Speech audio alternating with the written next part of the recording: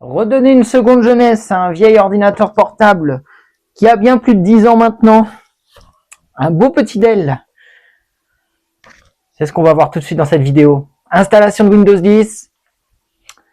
La personne m'a demandé de lui permettre de pouvoir regarder des DVD de manière confortable et naviguer légèrement sur le web. Eh bien écoutez, on va tenter ça. C'est pour gagner parce que je ne sais pas ce qu'il vaut. On va découvrir ça ensemble. Allez, on est parti. Bon, le voici ouvert. Bon, déjà, c'est pas très rassurant. Regardez-moi ces petites inscriptions. Windows Vista, déjà. Bon. Et un Centrino Duo. Alors, c'est une gamme de processeurs qu'on voyait beaucoup. En fait, c'est ni plus ni moins que du Core de Duo, quoi. Hein, à peu de choses près, voilà, quoi. Et on a petite info quand même. Il s'agit d'un Latitude E5500. Alors j'ai regardé un petit peu sur internet. Ma foi, alors évidemment il est d'un autre âge, mais c'est pas dégueu comme processeur. Je veux dire, au jour d'aujourd'hui, on arrive à trouver des bouses vendues 400-500 balles avec des tout petits célerons qui ont parfois moins d'émaux de cache. Alors ça pourrait être l'objet d'une autre vidéo, mais pour vous expliquer l'importance que ça a quand même. Alors les instructions du processeur pourraient poser problème, mais avec ce que m'a dit la personne et ce qu'elle souhaitait, je pense que ça devrait le faire. Bon, allez, je le branche pour la première fois. On a le petit voyant qui nous dit que rien du tout d'ailleurs. Il est sous tension, mais j'ai pas d'indication pour comme quoi que la batterie charge. Bon, on verra bien. Allez, on met en route. Oh, ça réagit au quart de tour.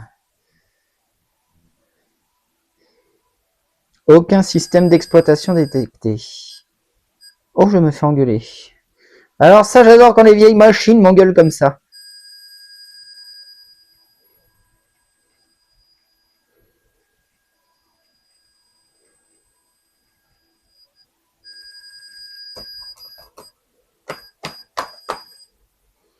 Je sens que ça, c'est le clavier qui merdouille. Je sais pas pourquoi. Bon, les amis, grâce à l'effet du montage, vous voyez un petit peu ce que ça a donné. Je pense que le disque dur a un coup dans l'aile. Pour moi, ça me paraît évident. Hein. Je suis pas à mon coup d'essai et des installations de Windows qui foirent comme ça, c'est pas bon signe. Alors, je vous ai enlevé les vis. On voit que le ventirad est quelque peu poussiéreux, mais ma foi, pour son âge, j'ai déjà vu pire, donc on va nettoyer tout ça. Ça l'aidera déjà. J'ai regardé la mémoire vive, on est équipé en 2 Go en DDR2. Alors, dans le but de le booster un peu, j'ai regardé un peu le prix de la mémoire vive. On en trouve encore sur Amazon et tout. Mais théoriquement, je vous rappelle le prix d'achat de l'ordi qui est de 30 €. Je crois vraiment pas que, vu le coût que ça implique d'acheter de la mémoire, on va oublier l'idée. Par contre, j'ai ma petite idée concernant ceci pour le booster un peu. Vous voyez rapidement, je veux en venir. Je vais lui mettre un SSD. Bon alors, ce petit SSD, ça dit quoi? Je suis en train de vous l'ouvrir. Bah, écoutez, c'est une marque que j'ai jamais testée. Hein, bon. Après, c'est plutôt bien détaillé pour un truc d'entrée de gamme. Je trouve ça plutôt pas mal. Voyons voir. Ok. Je découvre en même temps que vous. Alors, une petite notice d'utilisation, je pense que je pourrais m'en passer. Et ça, je trouve ça appréciable. C'est que donc, on a les vis de fixation. Et ils nous fournissent le tournevis. Et croyez-moi que selon les marques, c'est pas toujours le cas. Donc, cool. Allez, on installe ça. Bon, je vous montre d'un peu plus près. Il me reste plus que cette vis là à mettre. Sinon, tout est en place. Donc, l'histoire que vous vous repériez un petit peu pour un peu les novices. Là, nous avons une carte Wi-Fi. En option ici, devait pouvoir se rajouter peut-être le Bluetooth. Ce serait pas étonnant. Là, on a une carte modem. C'est mentionné dessus juste ici. Donc, comme je vous l'ai dit tout à l'heure, la mémoire vive. Ça aurait été pas mal qu'il passe à 4 Go quand même. Parce que 2 Go, ça risque d'être light. Et juste ici, donc nous avons le processeur. Donc c'est ici qu'il faudra ouvrir, remettre de la pâte thermique et bien nettoyer. Et là, nous avons le ventirad. On va contrôler les températures et tout. Mais comme je vous le disais, une chose après l'autre, on va voir comment se passe l'installation de Windows pour cette deuxième tentative, vous l'aurez compris. Allez, Une des dernières vis à mettre.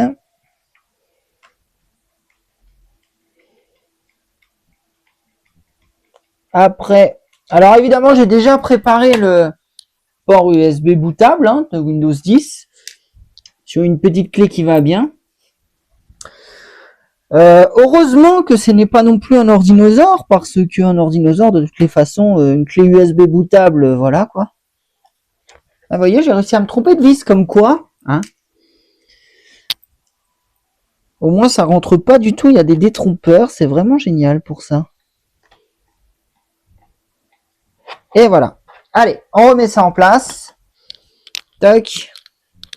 Dans le bon sens, ça peut être pas mal non plus.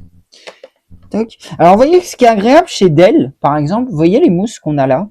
En fait, ça permettait que les disques mécaniques prenaient moins de choc et surtout, on n'avait pas les vibrations. Donc, ça faisait un chouïa moins de bruit. Enfin, tout est relatif. Hein. Tac. Voilà. Le SSD est en place. On remet les vis qui maintiennent tout ça en place. Et on devrait être pas mal. Tac.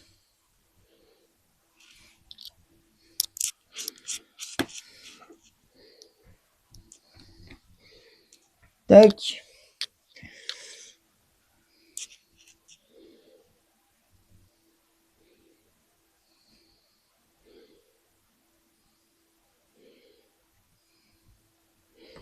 On va en profiter pour nettoyer un peu dans le ventirad et remettre un peu de pâte thermique.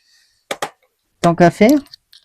Mais avant de faire tout ça et d'aller trop loin dans les réparations, si je peux dire, dans l'entretien, on va quand même vérifier comment ça se comporte avant. Comme dirait l'autre, une chose après l'autre. Parce que ça se trouve, je vais mettre de la pâte thermique et tout ça sur quelque chose qui va mal fonctionner. Donc je vois pas trop l'intérêt. Allez, on essaye ça.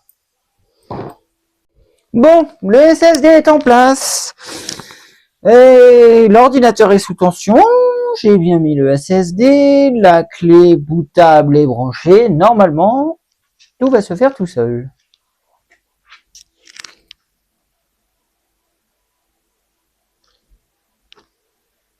On a vu le watermark Renault. On a vu le logo Windows, donc c'est plutôt en bonne voie. Là, il est en train de lire la clé USB. Et on va le laisser démarrer son petit setup bien gentiment. Mais ouais, je suis plutôt content de cette marque de SSD. Je vous le recommande franchement.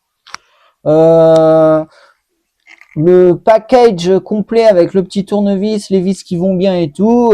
Non, franchement, c'est top. Bon, bah écoutez, je vais pour vous filmer tout le temps que ça installe. Surtout avec 2 Go de RAM, on n'est pas rendu non plus. Je vais essayer d'utiliser une version de Windows 10 la plus allégée possible. Je pense à la version N, notamment, qui va permettre d'enlever pas mal de trucs qui sont intégrés à Windows 10 et qui ont le don de bien prendre la tête. Et on devrait pas être trop mal. Bon, bah écoutez, je vous retrouve un peu plus tard. Les fins connaisseurs vont reconnaître ce setup, si je peux dire.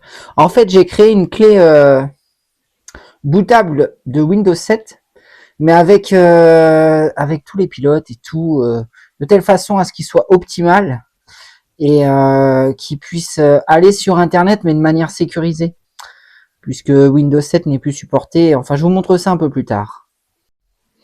Premier redémarrage, les amis. Normalement, on va botter directement sur le système. Yes.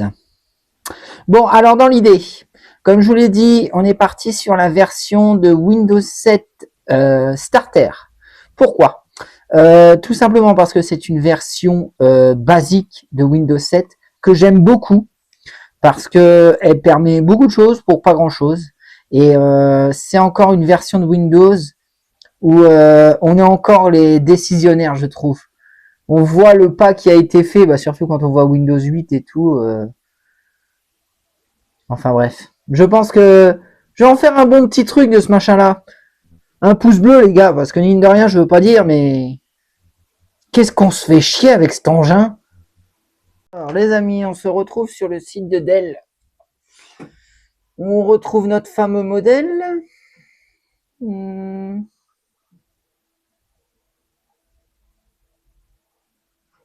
Pilote et téléchargement, voilà ce qui va nous intéresser. Alors, qu'est-ce qu'on nous propose? Forcément sous Vista. Il nous propose que Seven. C'est ce qu'on veut. Alors, qu'est-ce qu'on a en pilote?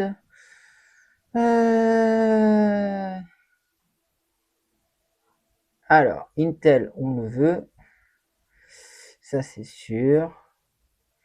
Ça, je pense qu'aussi. Le BIOS... De toute façon, tout s'est arrêté en 2013.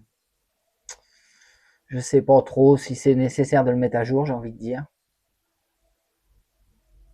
Lecteur DVD RW. Le lecteur DVD, je vois pas trop l'intérêt. Windows va gérer aussi l'intégration du lecteur, je pense. Le pilote graphique, oui. Pilote de lecture de carte mémoire, oui. Écran tactile, il n'y en a pas. La carte réseau, oui.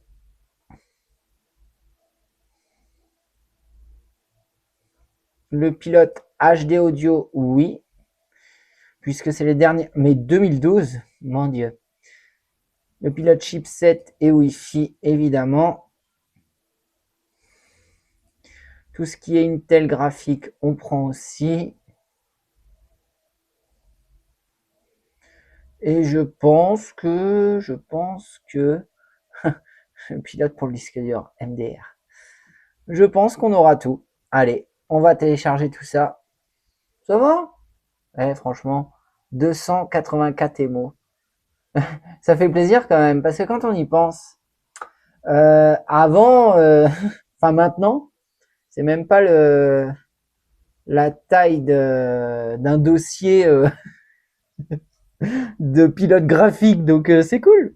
Bon, après quelques temps, heureusement que j'ai la fibre, je suis en train d'installer un pack qui regroupe toutes les mises à jour de Windows 7 jusqu'en 2024, ce qui assurera une certaine sécurité et stabilité au système, même si j'ai prévenu la personne pour qui je sauve cet ordinateur que les comptes Gmail, les comptes bancaires, etc., c'est prohibé. Les réseaux sociaux, c'est sans se connecter.